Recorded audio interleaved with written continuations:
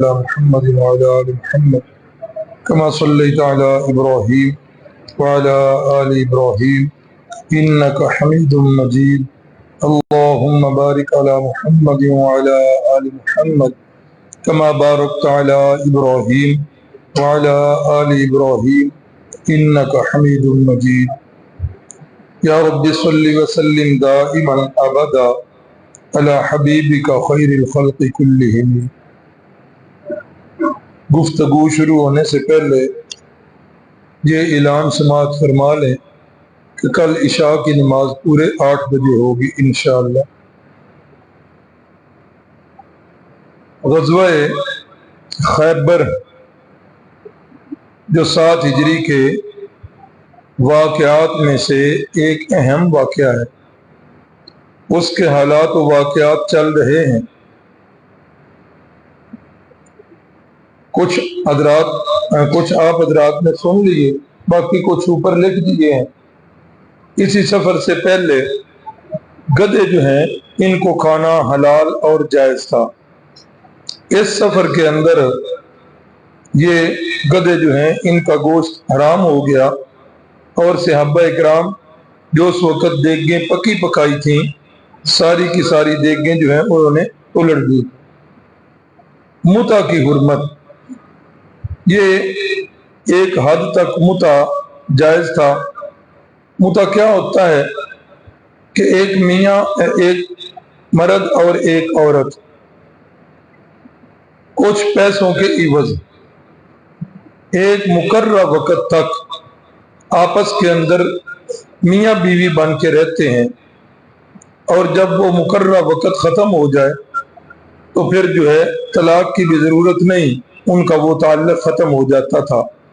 یہ ابتدائی اسلام سے چلا آ رہا تھا، لیکن پھر 7 ہجری کے اندر اس متع کی بھی حرمت آ گئی۔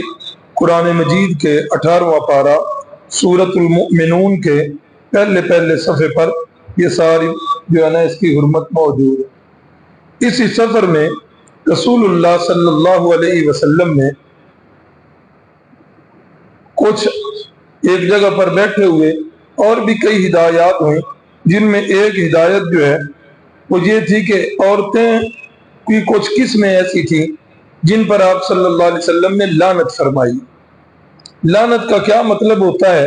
لعنت کا مطلب ہوتا ہے اللہ کی رحمت سے دوری۔ اللہ کی رحمت سے دوری، یعنی وہ بندہ پھر بڑا ہی بدبخت ہوتا ہے جو اللہ کی رحمت سے دور ہو جائے۔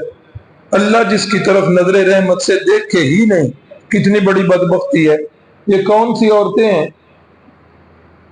لکھ دی ہیں 2، یہ اوپر والی عورتیں ہیں واصلہ اور موصولہ۔ یہ کون سی ہیں؟ یہ وگ لگوانے والی، وگ جو بال دوسروں کے بال ہوتے ہیں اور عورتیں اپنے بالوں کے ساتھ لگاتی ہیں۔ یہ لگانے والی پر بھی لعنت اور لگوانے والی پر بھی لعنت فرمائی۔ یہ رہ نہ جائے مسئلہ، یہ عورت کے جتنے بھی بال ہوتے ہیں ان بالوں کو بھی غیر محرم مرد سے چھپانا لازم ہے۔ عورت کے جسم کا حصہ ہوتے ہیں، ان کو چھپانا ہے۔ پھر اکٹھا کر کے کرنا کیا ہے؟ یا تو ان کے اندر کوئی وزنی چیز، اینٹ روڑا ڈال کر کسی شاپر یا تھیلے میں انہیں کسی نہر میں ڈال دیا جائے، یا دوسری صورت یہ ہے انہیں جلا دیا جائے، یا تیسری صورت یہ ہے کہ انہیں دفن کر دیا۔ یہ جب اگر دفن کرنا ہو نا تو دفن کرتے ہوئے بڑا خاص خیال رکھیں، کیونکہ آج کل انہوں کا ریٹ بہت زیادہ ہے۔ ہاں، میں اگلے دن سن رہا تھا گلی میں 12,000 روپے کلو۔ تو خواتین میں یہ پتہ نہیں ہے تو یہ مسئلہ نوٹ کر لیں، دنیا کے چند ٹکوں کے عوض ہمیشہ کے لیے جو ہے وہ اللہ کی رحمت سے دور نہ ہوں۔ قطعاً اس بات کا لالچ نہ کریں، بلکہ خواتین بھی سن رہی ہیں، آپ بھی سن رہے ہیں، اپنے حلقہ احباب کے اندر یہ جو ہے نا بات پھیلائیں۔ جس چیز کی جو ہے نا وہ ایک غلط چیز معاشرے کے اندر رواج پا رہی، تو پھر ہم سب کی ذمہ داری ہے کہ جو حضرات یہاں تک نہیں آئے، جن تک یہ آواز نہیں پہنچی، ان تک بھی یہ آواز پہنچائی جائے کہ یہ چیزیں جو ہیں حرام ہیں اور ان کا بڑا سخت گناہ ہے۔ تو دو عورتیں یہ ہو گئی، دو عورتیں یہ ہیں واشمہ اور موشومہ۔ یہ کون سی ہیں؟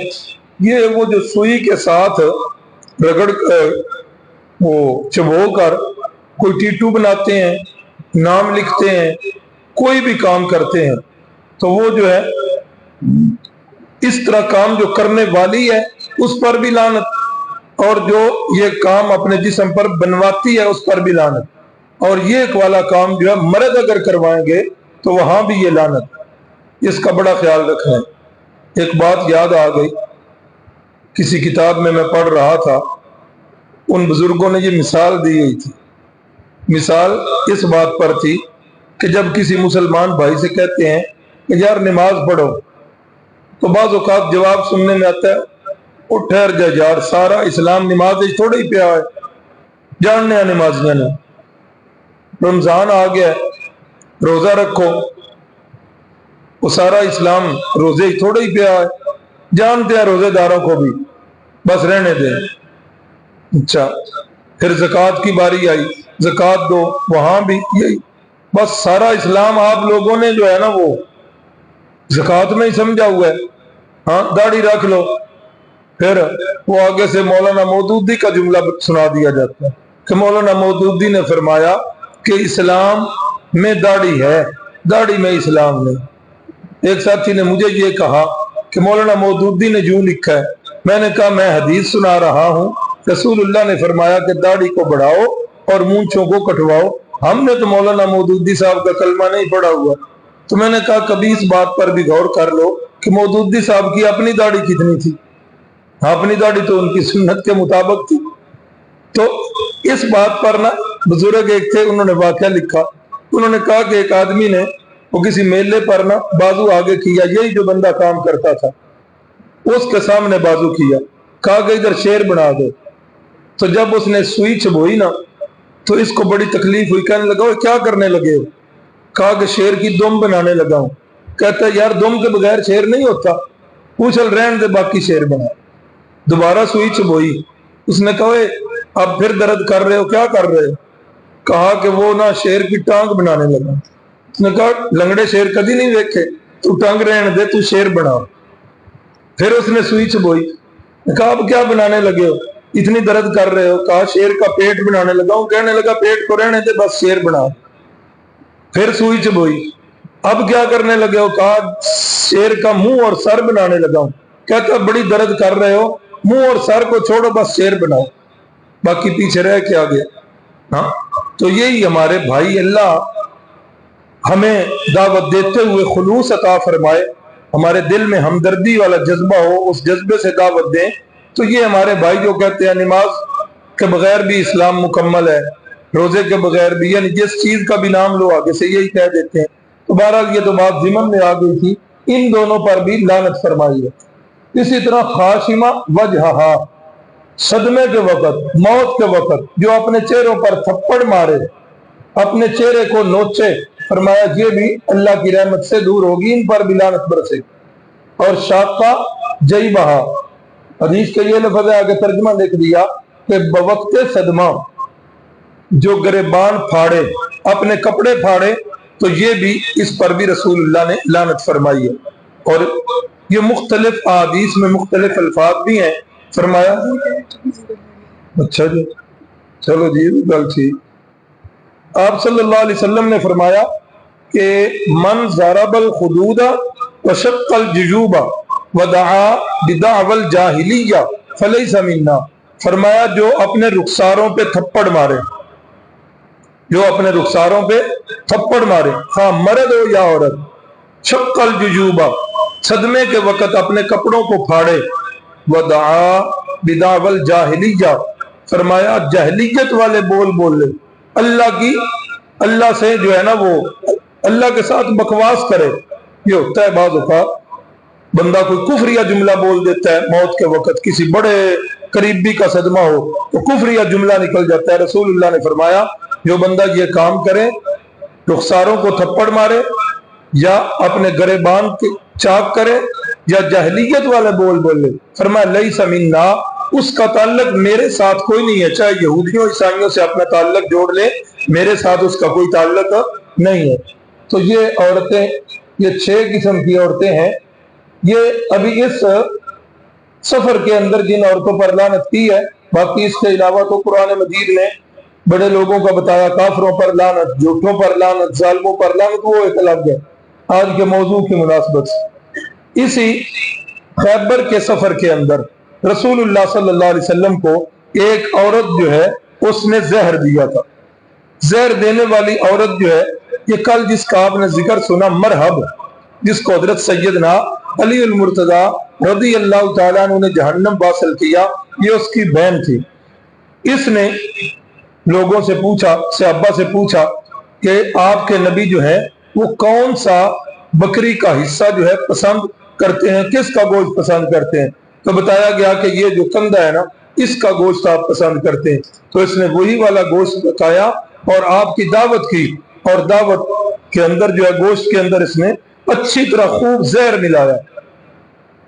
رسول اللہ صلی اللہ علیہ وسلم نے ایک لقمہ ہی کھایا تھا کہ لقمے کے اندر سے ہی آپ کو زہر کا پتہ چل گیا۔ بعض کتب نے لکھا کہ زہر کا ذائقہ محسوس ہو گیا، تو اتنا سخت زہر تھا، اتنا سخت کہ آپ نے وہ لقمہ اگل بھی دیا، لیکن اس زہر کا اثر جو ہے وفات شریفہ تک آپ کو رہا۔ کیونکہ ایک حدیث میں ہے، بوقت وفات فرمایا عائشہ، وہ جو خیبر کے موقع پر اس یہودیہ نے زہر دی تھی، مجھے اب بھی ایسے لگ رہا ہے جیسے میری رگ جو ہے وہ کٹ رہی، اتنا سخت زہر تھا۔ اور بعض روایات میں یہ بھی ہے کہ گوشت جو ہے خود بول کے اس نے بتا دیا کہ میرے اندر جو ہے وہ زہر ملا ہوا۔ تو جس وقت یہ پتہ چل گیا تو اس وقت آپ صلی اللہ علیہ وسلم کے ساتھ ایک صحابی تھے، حضرت بشر ابن براہ رضی اللہ تعالیٰ عنہ، انہوں نے بھی لقمہ کھا لیا، وہ تو بیچارے شہید ہو گئے، اللہ اکبر، لیکن رسول اللہ صلی اللہ علیہ وسلم جو ہے وہ بچ گئے۔ جب اس عورت کو لایا گیا، اس سے پوچھا گیا کہ یہ کام تو نے کیا ہے، زہر ملایا ہوا تھا؟ کہا بالکل ملایا ہوا۔ آپ کو کیسے پتا چلا؟ تو فرمایا کہ مجھے گوشت نے بول کر بتا دیا۔ اللہ اکبر، اللہ اکبر۔ تو اب پھر آگے 2 روایتیں ہیں۔ ایک روایت تو ہے کہ وہ جو صحابی شہید ہو گئے تھے، ان کے قصاص میں اس عورت کو قتل کر دیا، اور دوسری روایت بعض کتب نے یہ لکھی ہے کہ اس نے یہ کہا کہ میں نے زہر دیا ہی اس لیے تھا کہ اگر تو سچا نبی ہوگا تو اللہ تمہیں بچا لے گا، اور اگر تو سچا نہیں ہوگا تو تیرا کام جو ہے پورا ہوگا۔ اب مجھے پتا چل گیا کہ تو سچا نبی ہے، پھر اس عورت نے اسلام قبول کر لیا۔ یہ واقعہ بھی اسی کے اندر پیش آیا۔ اب یہاں یہ پھر سمجھنا ہوگا، اللہ اکبر، سیرت النبی کورس کے مقاصد میں ایک مقصد جو ہے وہ عقائد کی اصلاح بھی ہے۔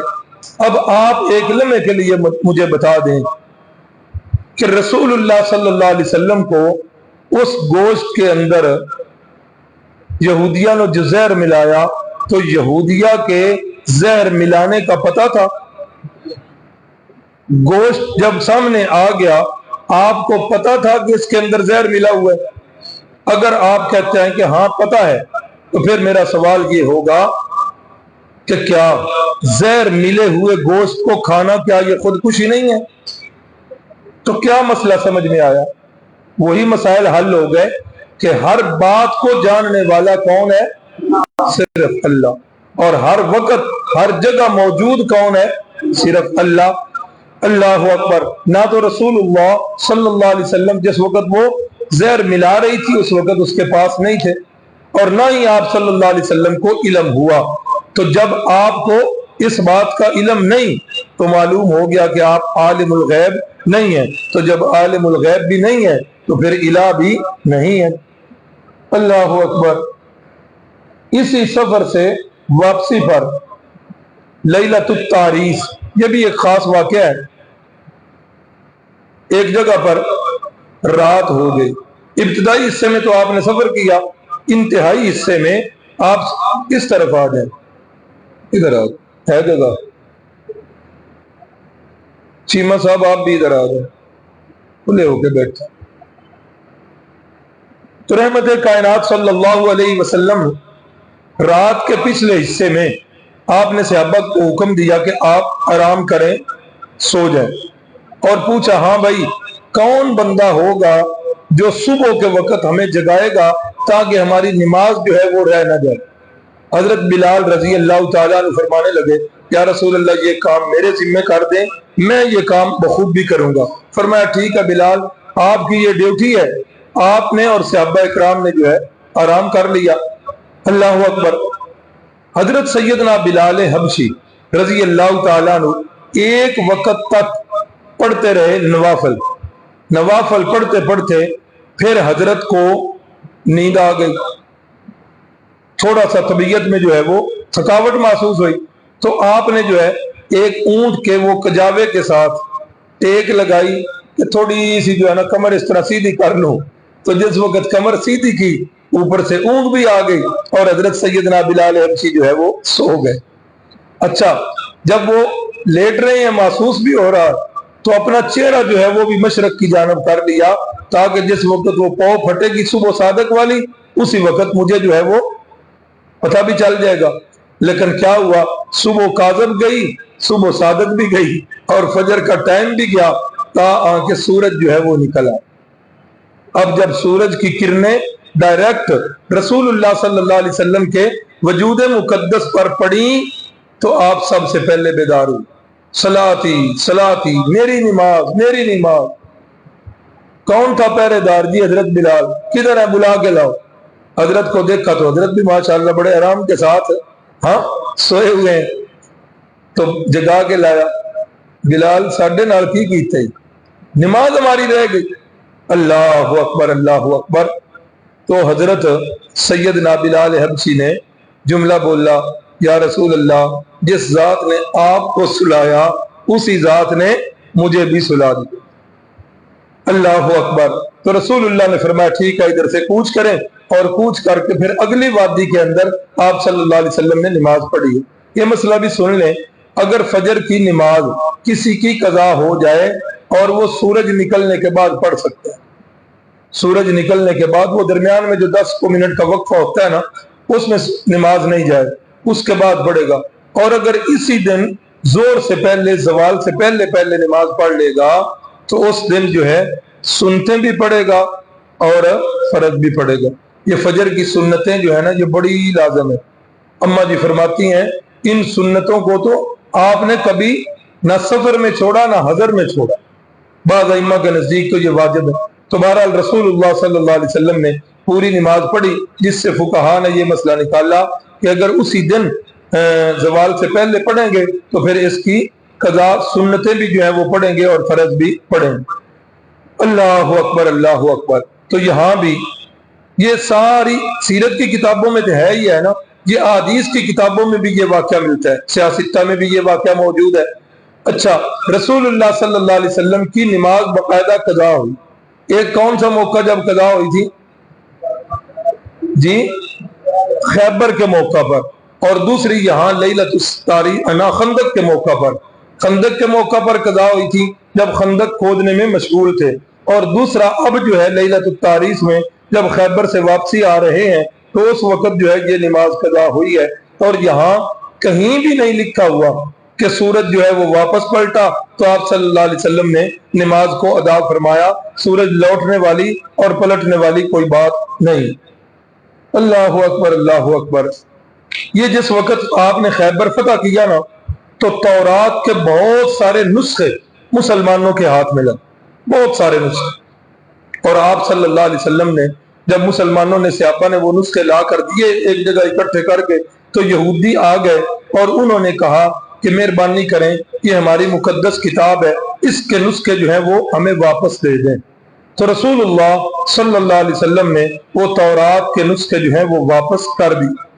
ڈاکٹر اسرائیل ہے، اس نے اپنی کتاب ایک لکھی ہے تاریخ الیہود فی بلاد العرب، کہ بلاد عرب کے اندر یہودیوں کی تاریخ، اس کے اندر وہ باقاعدہ حوالہ دے کر لکھتا ہے، کہتا ہے کہ پیغمبر اسلام کے اس کریمانہ سلوک سے یہ بات واضح ہو جاتی ہے کہ آپ صلی اللہ علیہ وسلم دوسرے مذاہب کی کتب کا اور دوسرے مذاہب کے मुकद्दस सहीफों का आपने कितना ख्याल रखा। और इसके बाद वो बाकायदा हवाले देकर कहता है कि जब रोमियों ने 70 ईस्वी में यरूशलेम को फतह किया था तो उस वक़्त उन्होंने जितनी किताबें उनको मिली थी वो सारी की सारी उन्होंने आग लगा दी थी।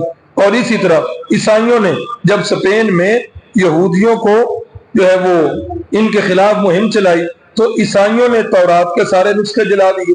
ना उन्होंने कम किया ना उन्होंने कम किया।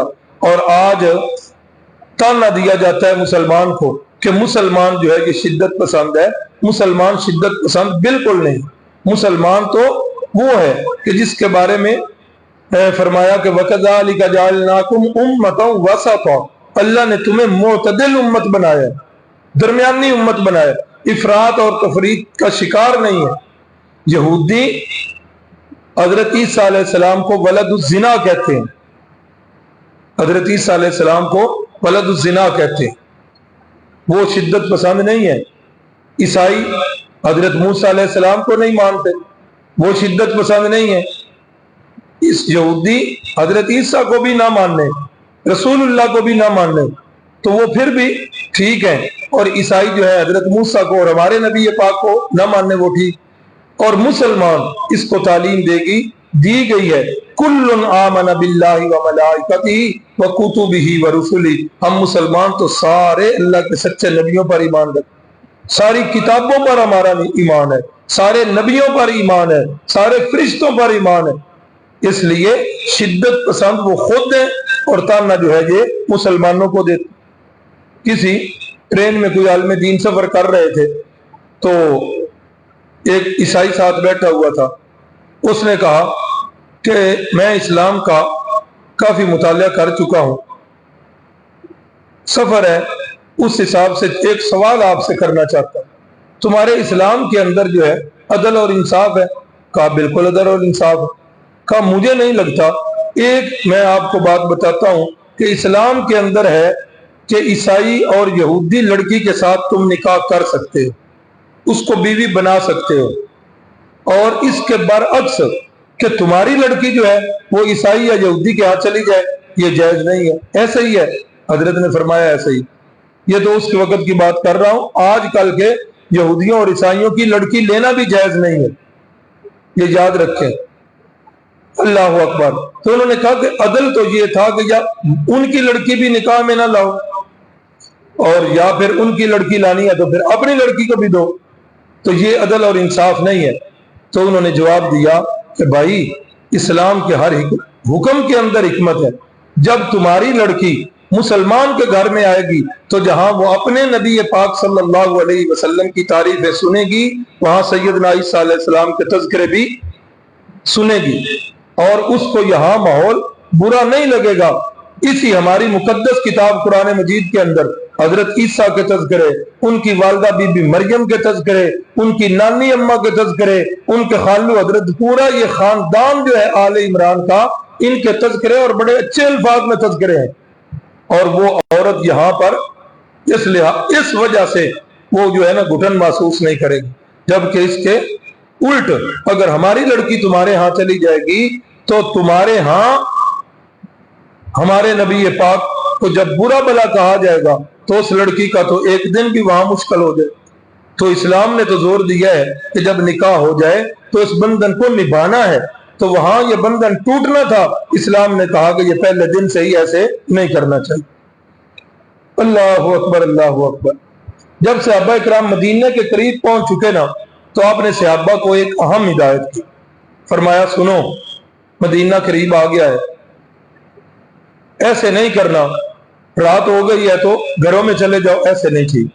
फरमाया कि जब घर सफर से आओ, जब तक घरों में इतला ना करो तब तक घर ना जाओ। और हिकमत फरमाया, हिकमत इसके अंदर यह है कि ऐसा ना हो घर वालों के पास जाओ और वो बेचारी इस हालत में हो कि तुम्हें वहां जाकर फिर उससे कराहत हो। तो उससे बेहतर है कि या रुक जाओ या इतला करो, और इतला करने के बाद फिर जाओ। ये सफर से वापसी पर आप सल्लल्लाहु अलैहि वसल्लम की तालीमात है।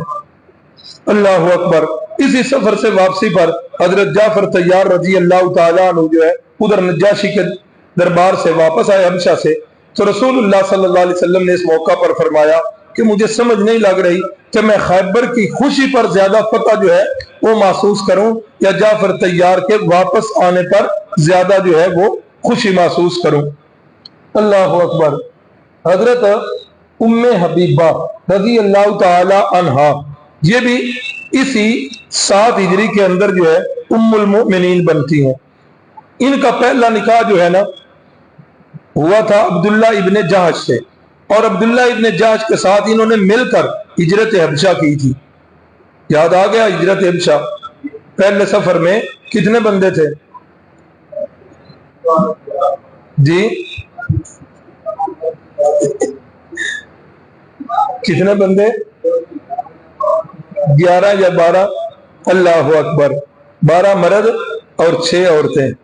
اچھا، تو اس وقت یہ ہجرت کر کے یہ بھی گئے تھے، تو جس وقت یہ دونوں وہاں پہنچے تو ان کا شوہر جو ہے وہ وہاں جا کر مرتد ہو گیا اور عیسائی ہو۔ یہ خود فرماتی ہیں ام حبیبہ، یہ ابو سفیان جو فتح مکہ پر مسلمان ہو گئے تھے، سیدنا ابو سفیان رضی اللہ تعالیٰ عنہ یہ ان کی بیٹی ہیں، اور سیدنا امیر معاویہ رضی اللہ تعالیٰ عنہ کی بہن ہے، اور ان کا اصل نام جو ہے رملہ ہے۔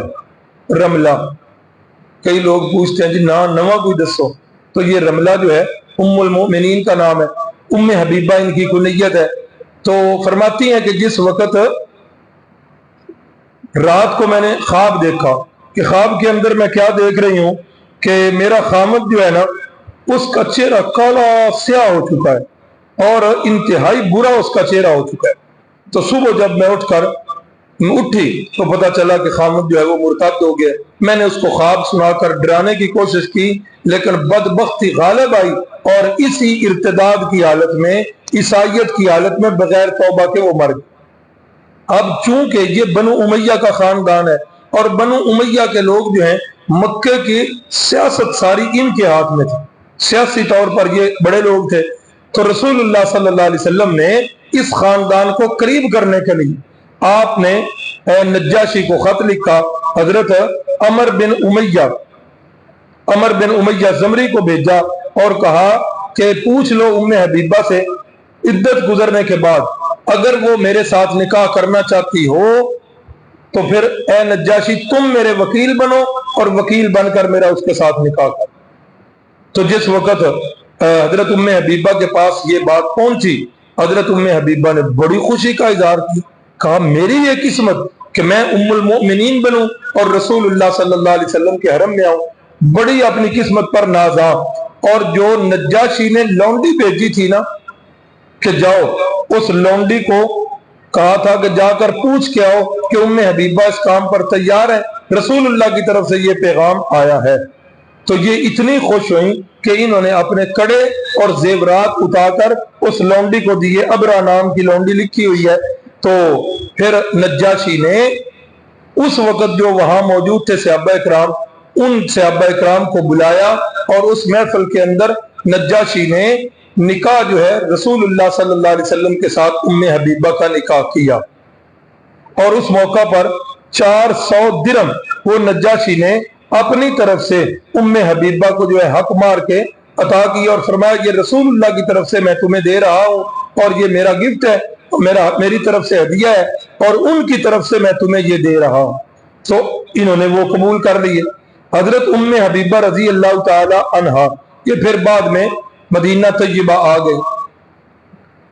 اللہ اکبر، آگے شاید واقعہ آ جائے لیکن ادھر بھی سنانا ہے، ادھر ہی سن لیں۔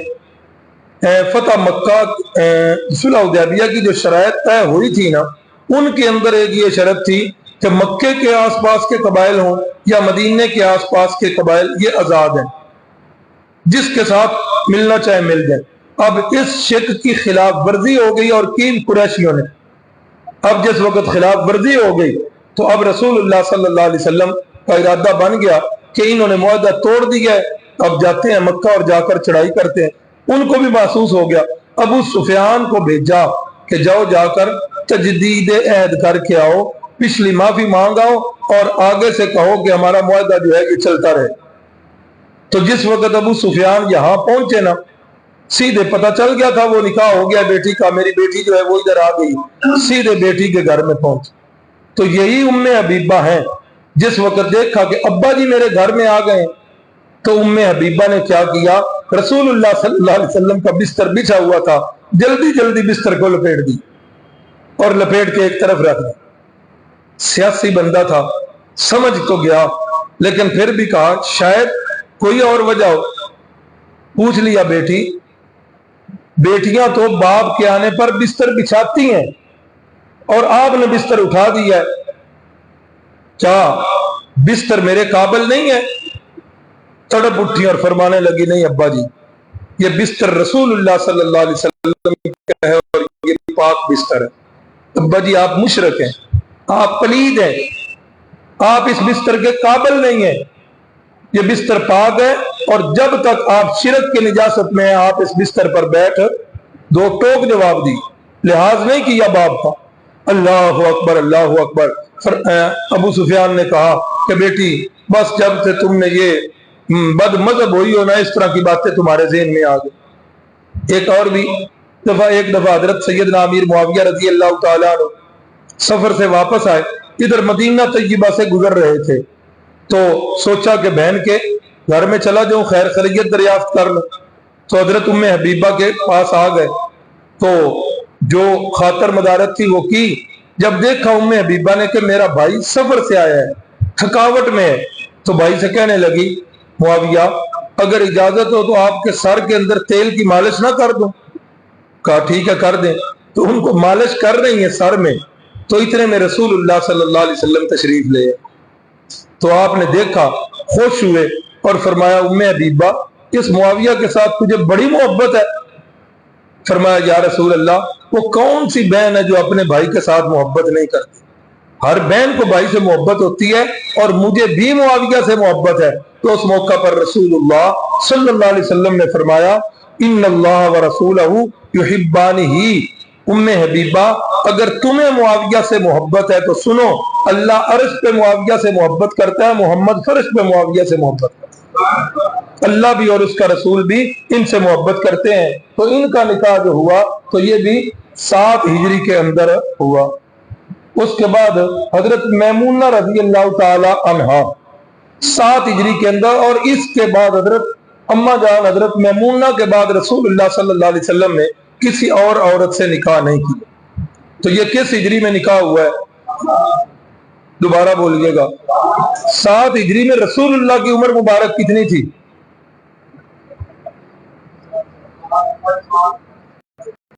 जी, मक्की जिंदगी कितनी? 53 साल मक्की जिंदगी। तो मदीने के अंदर आए हुए 7 साल गुजर चुके हैं, तो कितनी उम्र हो गई? 60 साल की उम्र में रसूलुल्लाह सल्लल्लाहु अलैहि वसल्लम निकाह कर रहे हैं।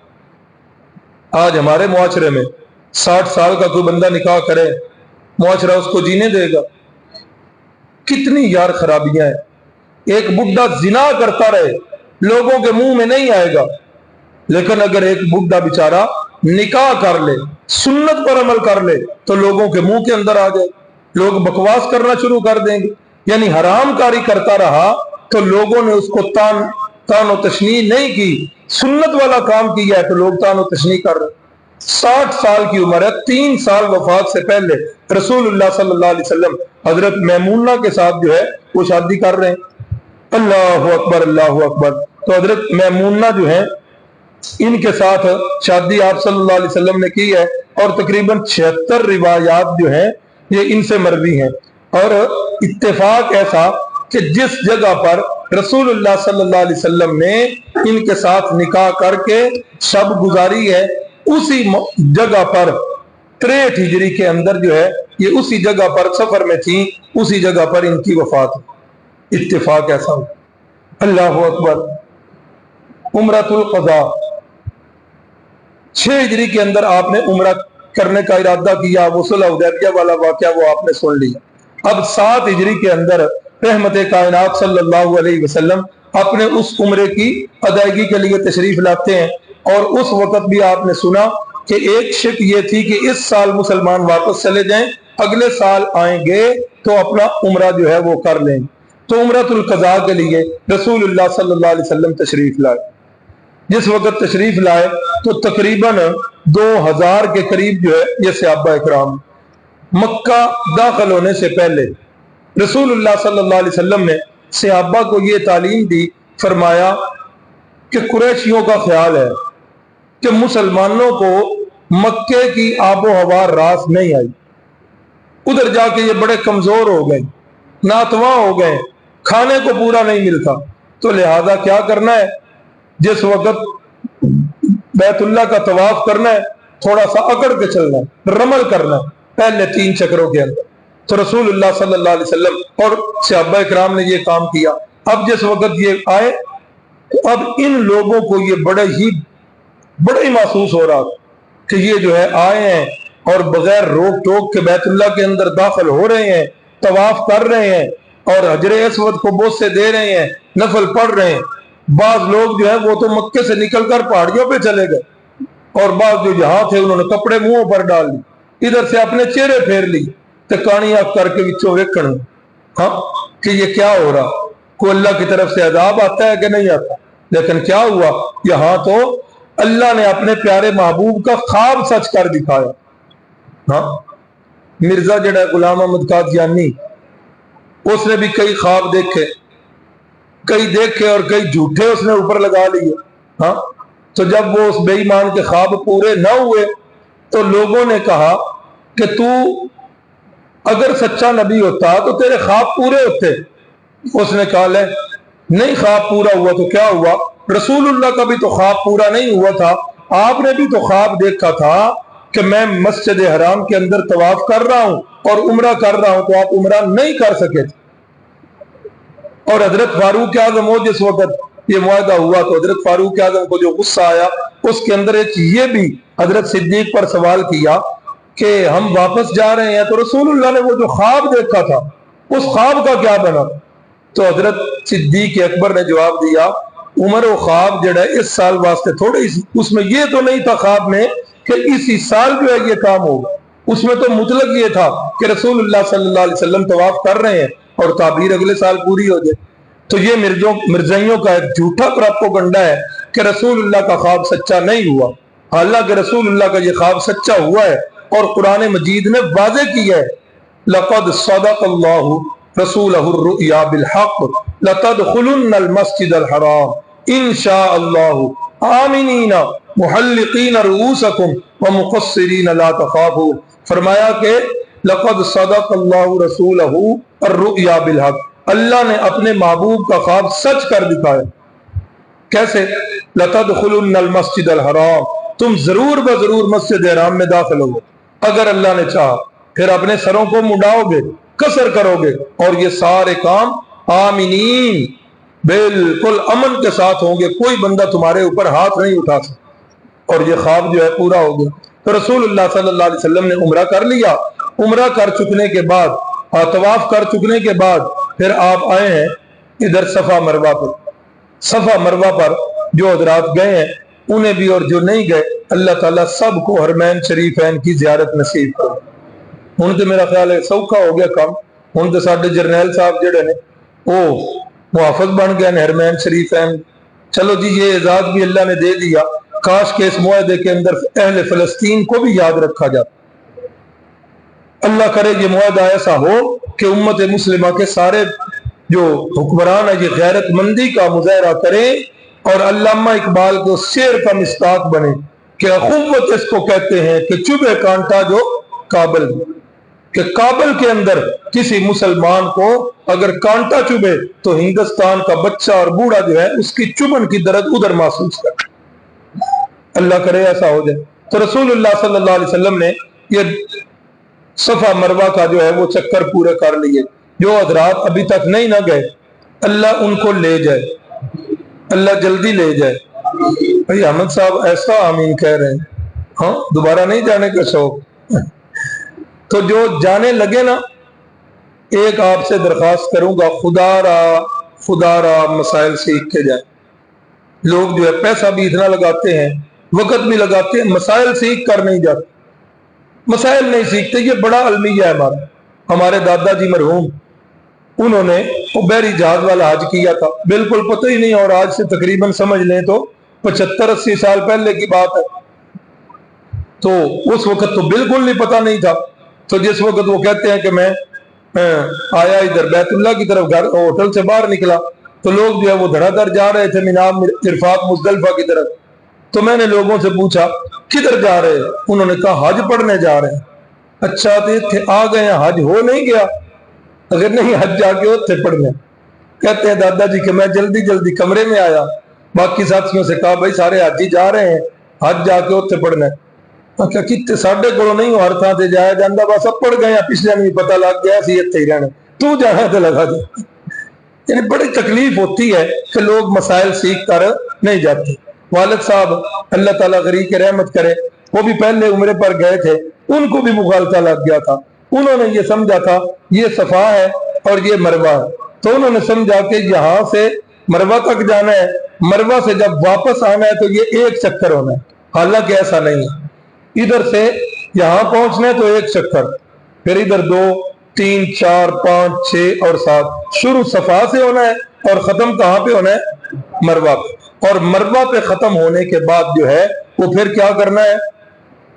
टेंड करवानी है। क्या करना है? टेंड करवानी है।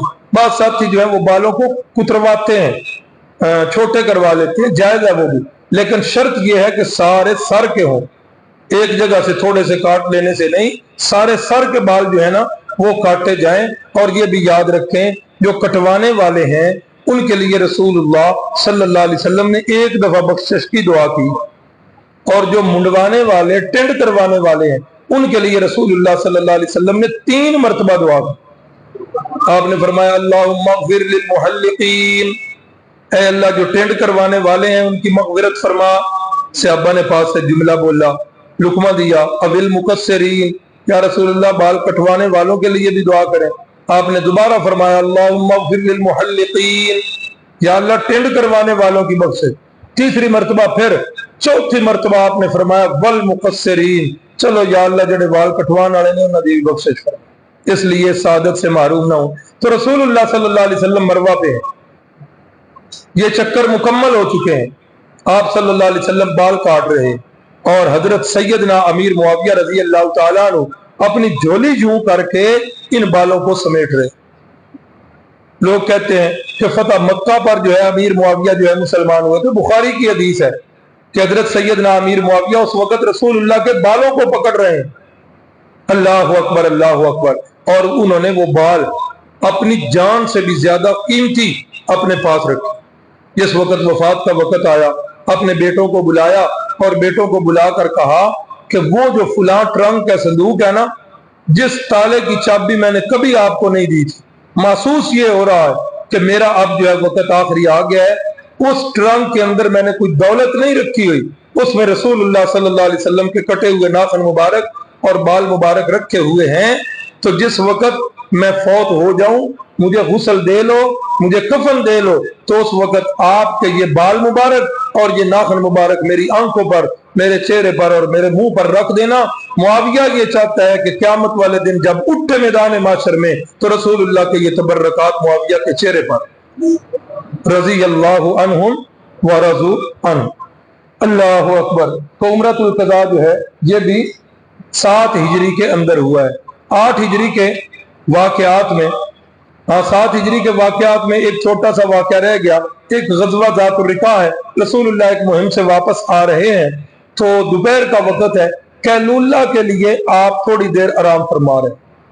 ये दोपहर का जो सोना होता है इसको क्या कहते हैं? कैलूला। हम ज़माना तालिबुल इल्मी में फजर की नमाज के बाद सोते थे, बड़ी नींद आती थी, तो उस्ताद मना करते थे कि यार इस वक्त नहीं सोना चाहिए। तो एक दिन उस्ताद सबक में कहने लगे कि दोपहर को जो होता है वो तो कैलूला है, और फजर के बाद क्या करते हो? तो एक साथी कहता है उस्ताद जी ये फजूल्ला है। हाँ, ये फजूल में उस वक्त जो नींद आ जाती है तो ये फजूल्ला करते हैं। तो रसूलुल्लाह सल्लल्लाहु अलैहि वसल्लम जो है वो आराम फरमा रहे हैं और सहाबा इकराम भी आराम फरमा रहे हैं। आपने अपनी तलवार मुबारक जो है दरख्त के साथ लटकाई है, आराम कर रहे हैं। इतने में एक काफिर आ गया, उसने देखा कि मुसलमान जो हैं ये सो रहे हैं, और वो किसी एक दरख्त में नहीं, जहां जहां किसी को छांव मिली थी वहीं की जगह दो चार, उस जगह दो चार, इस तरह जो है ना अलग अलग मुंतशिर होकर आराम कर रहे। तो जिस जगह रसूलुल्लाह सल्लल्लाहु अलैहि वसल्लम आराम कर रहे थे अकेले थे, इस काफिर ने आकर आपकी तलवार उतारी, और उतार कर इसने पूछा, जगाया रसूलुल्लाह को, फरमाया मैं यमनाउका मिन्नी, ऐ मोहम्मद बता अब कौन तुझे बचाएगा मुझसे। अल्लाह अकबर, अब कौन मुझसे बचाएगा तुम्हें? क्या मतलब कि वो जो तेरे साथी हैं वो तो सारे सोए हुए हैं, इधर तेरे पास कोई भी नहीं है।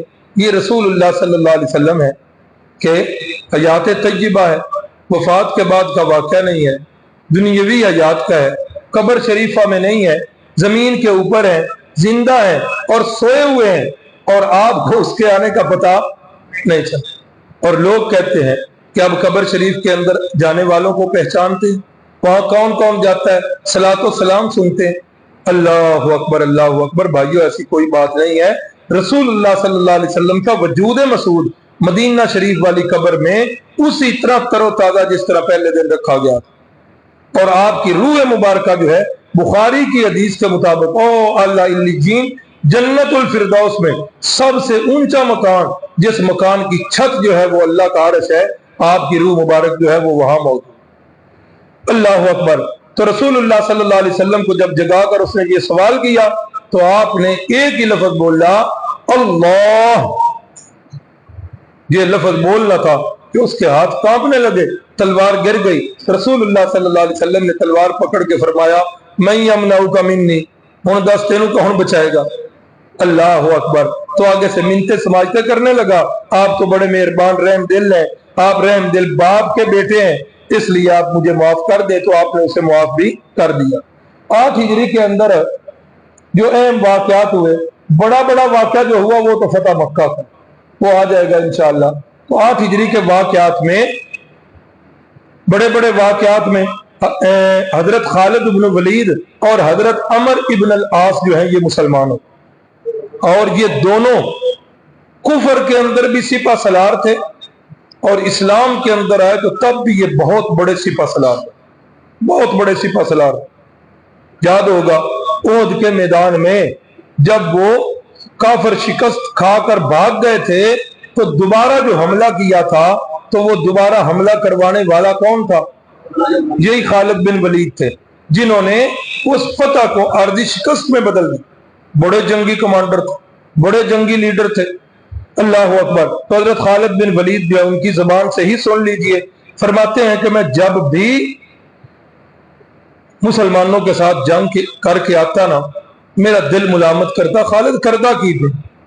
फरमाते हैं जब अल्लाह ताला बंदे के साथ रहम का इरादा कर देते हैं तो बंदे के दिल के अंदर अल्लाह इस्लाम की मोहब्बत डाल देते हैं। तो मेरे दिल में भी अल्लाह ने इस्लाम की मोहब्बत इस तरह डाली कि जब भी मैं मुसलमानों से लड़ के आता, मेरे दिल पर बोझ होता, और दिल कहता कि एक दिन आएगा कि मोहम्मद सल्लल्लाहु अलैहि वसल्लम जो है वो गालिब आएंगे, ये तेरी सारी काबिशें जो है ना ये अधूरी हैं। फिर यही फरमाते हैं, कहते हैं मुझे वो दिन भी याद है जब ये हुदैबिया के लिए आ रहे थे, उम्रा करने के लिए 6 हिजरी में, तो मैं एक 100 बंदों का दस्ता लेकर गया था इसी इरादे से।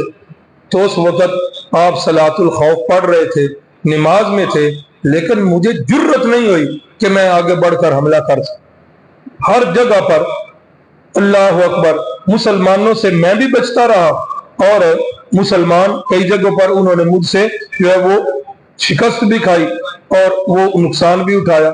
फरमाते हैं कि जिस वक्त सुलह हुदैबिया का वो सारा मामला तय हो गया, तो मेरा भाई वलीद जो है ना, मेरा भाई वलीद मुझे तलाश करता रहा, सारी शर्तें तय हो गई, मैं कहते हैं गायब हो गया। मेरा भाई जो है उस वक्त मुसलमान हो गया और वो मुझे तलाश करता रहा। जब मैं उसको नहीं मिला तो फिर मुझे उसने खत लिखा, वो रसूलुल्लाह सल्लल्लाहु अलैहि वसल्लम के साथ चला गया और उसने खत लिखा, और उस खत के अंदर उसने काफी लंबा चौड़ा लिखा, इस्लाम की फतूहात लिखी, और उसके अंदर यह भी लिखा کہ اے خالد اللہ کے نبی جو ہے تیرے بارے میں پوچھ رہے تھے اور وہ فرما رہے تھے کہ وقت دور نہیں، ان قریب جو ہے وہ خالد جو ہے اسلام کے دامن میں آ جائے۔ کہتے ہیں بھائی کا خط پڑھ کے میں بڑے خوش ہوا۔ اتفاق ایسا ہوا میں رات کو سویا نہ تو اس رات میں خواب میں کیا دیکھتا ہوں کہ ایک ایسا جنگل ہے جس کے اندر کاٹ ہی کاٹ پڑا ہوا ہے، بڑا ہی تنگ جنگل ہے۔ تو میں بڑا ہی پریشان ہوں، اس جنگل کے اندر چلتا جاتا ہوں تو کیا دیکھتا ہوں اچانک وہ جنگل ختم ہوتا ہے اور سامنے ایک بہت بڑا سرسبز و شاداب جنگل آتا ہے۔ درخت اس کے ہرے بھرے ہیں، ہر طرف ہریالی ہی ہریالی ہے، کھلا بھی ہے اور سرسبز و شاداب بھی ہے۔ تو یہ خواب میں نے دیکھا، ادھر سے خط پڑھ لیا، ادھر سے خواب جو ہے وہ آ گیا۔ تو کہتے ہیں کہ میرے دل کے اندر اسلام کی محبت آ، تب میرا ارادہ بنا کہ میں کیا کروں، چلو رسول اللہ صلی اللہ علیہ وسلم کے پاس۔ فرماتے ہیں کہ میں نے سوچا کہ چلو اپنے ساتھ کسی اور کو ملا لو۔ کہتے ہیں صفوان ابن امیہ کو میں نے کہا کہ میرا یہ ارادہ ہے، یار کتنی دیر تک ہم جو ہے بچیں گے، اب تو معاہدے بھی ہو گئے ہیں، اب اگلے سال انہوں نے آ کے عمرہ بھی کرنا ہے، اب جو ہے سارے لوگ دڑا دڑ مسلمان ہو گئے ہیں، اب باقی کون بچا ہے؟ صفوان بن امیہ نے کہا ساری دنیا میں مسلمان ہو جائے تو میں کبھی بھی مسلمان نہیں۔ بدر کے اندر میرا باپ انہوں نے مارا ہے، میرے بیٹے انہوں نے مارے ہیں، تو میں نے کہا نہیں۔ پھر کہتے ہیں کہ میں اکرمہ بن ابی جہل کے پاس گیا، اس کو اپنا ہم نوا بنانے کی کوشش کی، اس نے بھی یہی کہا، اس نے بھی انکار کر دیا۔ پھر کہتے ہیں میں عثمان ابن طلحہ کے پاس گیا، اس کو جا کر کہا، وہ میرے ساتھ تیار ہو گیا۔ تو جس وقت ہم تیار ہوئے تو اس وقت ہم جو ہے نا مدینہ مکہ سے چل پڑے کہ جا کے رسول اللہ کے پاس اسلام قبول کر۔ یہ ایک منٹ کے لیے ادھر روکتا ہوں۔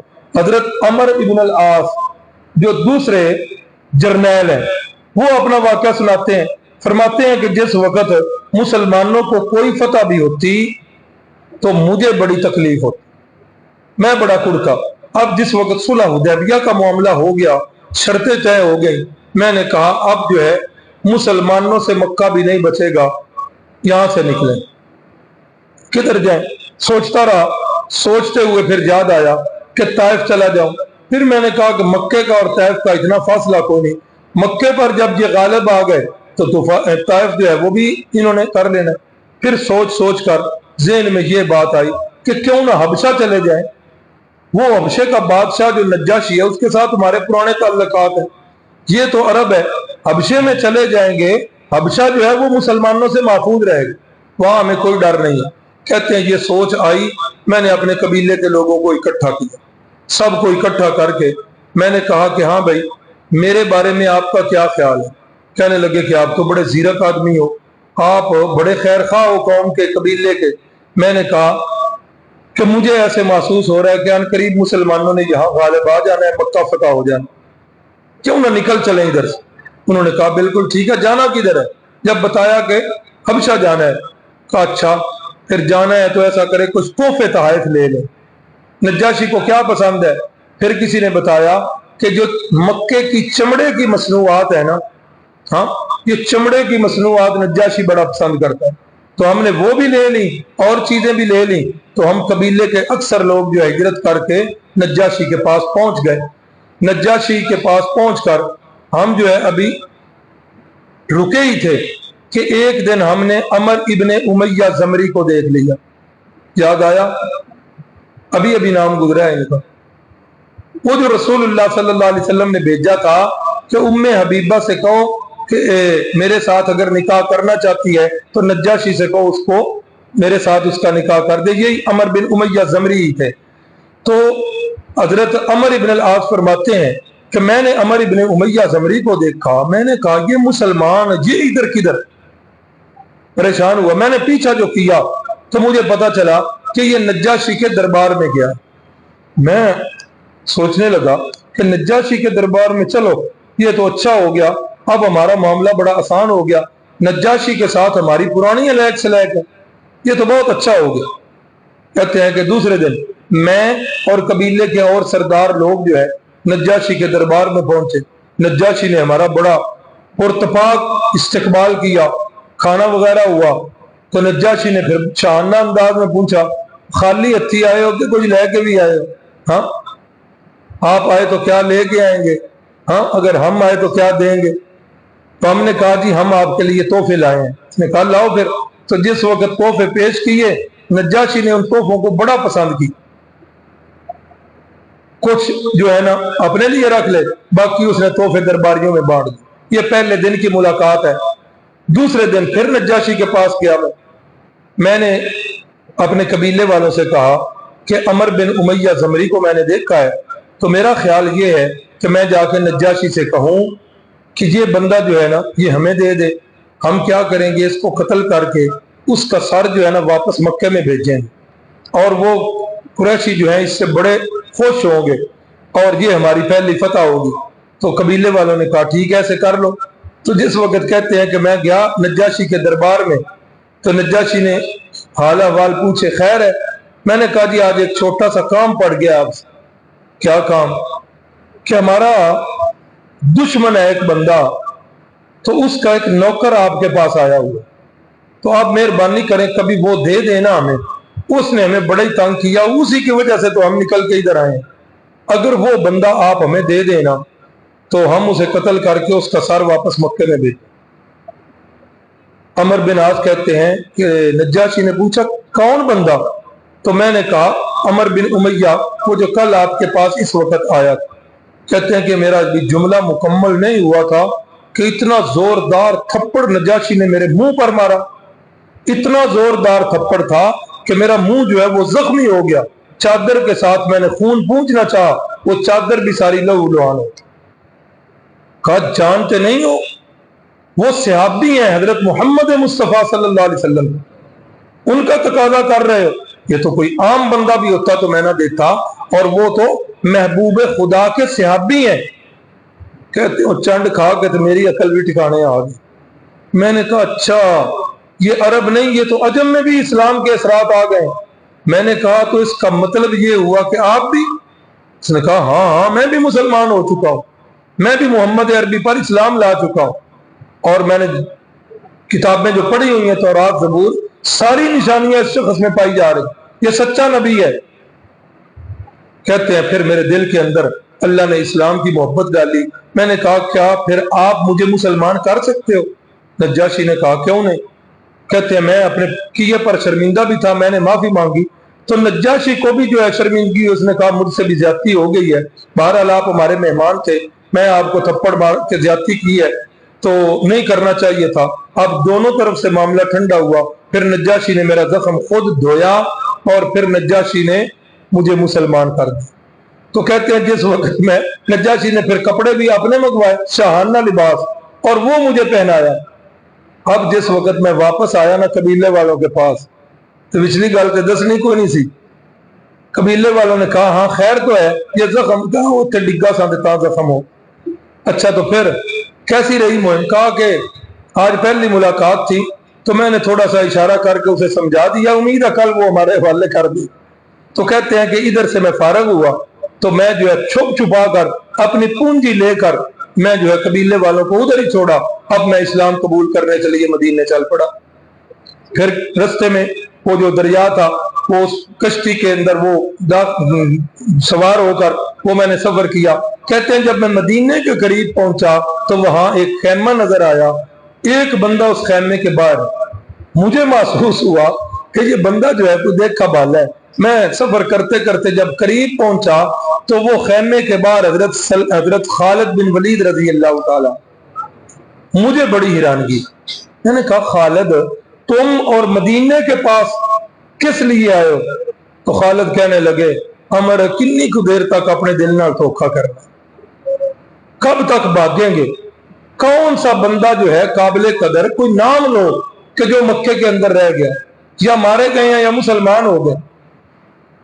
جن یہودیوں کے پاس ہم آیا کرتے تھے، ان سے طرح طرح کے سوالات لیا کرتے تھے، ان یہودیوں سے پہلے ہم نے یہ باتیں ساری سنی ہوئی تھی، کب تک بھاگیں گے ہم؟ میں تو مسلمان ہونے کے لیے جا رہا ہوں کہ عمر تو خیر نہ؟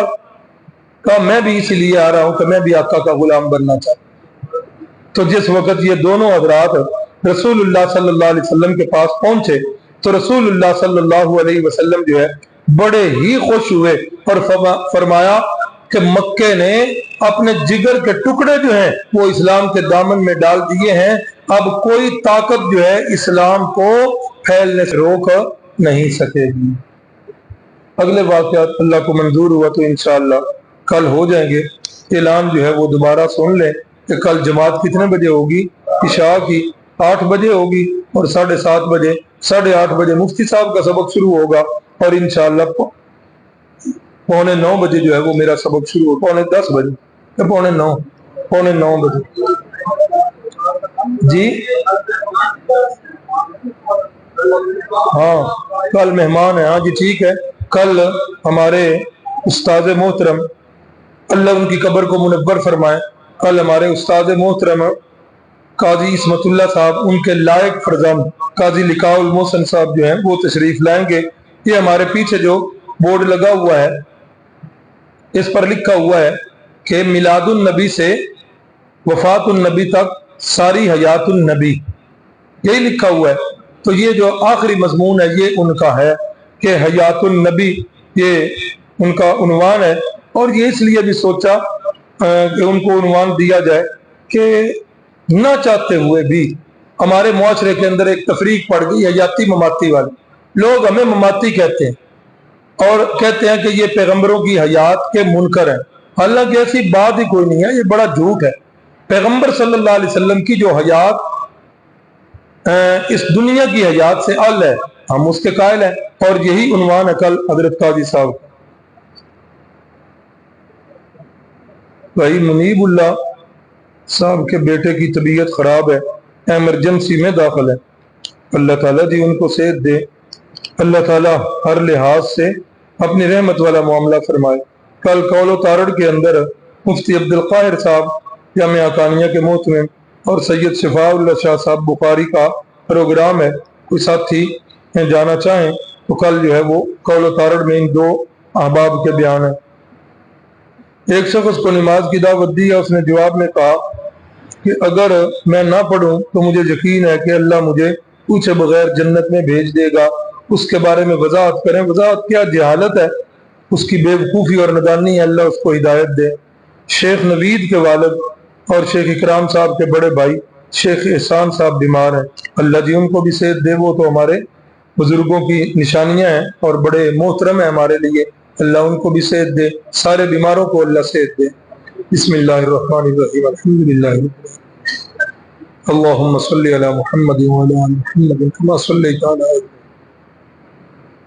اللہم بارک علی محمد وعلی آل محمد کما بارکت علی ابراہیم وعلی آل ابراہیم اللہم انک عفو کریم تحب العفو فاعف عنا نستغفر اللہ ربی من کل ذنب ونتوب رب ارحمہما کما ربیانی صغیرا اللہم اشف مرضانا ومرضى المسلمین یا شافی الامراض اشفی مرضانا یا حل المشکلات حل المشکلاتنا یا کافی المہمات اکفی مہماتنا یا قاضی الحاجات اقضی حاجاتنا یا مجیب الدعوات اجب دعوتنا اللہم سہل لنا فی الامور کلہا اللہم سہل لنا فی الامور کلہا آمین۔ صلی اللہ علی النبی الکریم وعلی آلہ واصحابہ اجمعین۔